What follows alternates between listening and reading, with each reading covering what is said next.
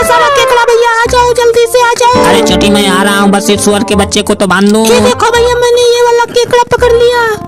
अरे वाह छोटी, तू तो बहुत अच्छा काम करती है। हाँ भैया देखो भैया मैं फिर से पकड़ने के लिए जा रही हूँ। अरे भैया।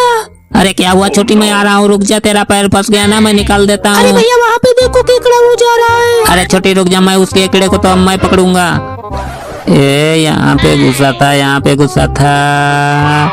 अरे नहीं भैया छोड़ दो, वहाँ पे कुछ और हो सकता है। अरे नहीं छोटी, मैं इसको तो पकड़ ही लूंगा। अरे भैया इस पत्थर के नीचे देखो। अरे छोटी देखता हूँ। अरे ये देखो मैंने पकड़ लिया भैया।